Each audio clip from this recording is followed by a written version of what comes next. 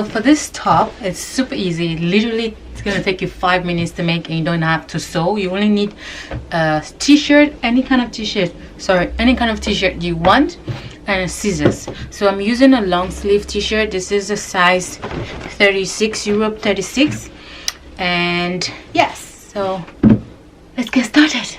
Shirt to the back side, and I've also put in something in between because I want to work on only one piece, which is the back piece. So at this point, you just want to determine how short you want your back of your top to be. I want mine to be between 10 and 11 inch, so I'm just gonna eyeball it.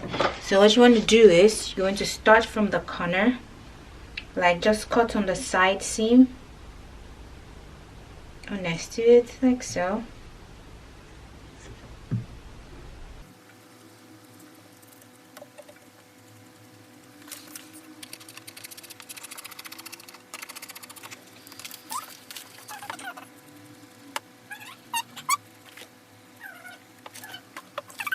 Step, guys, you're going to cut a straight line all the way down.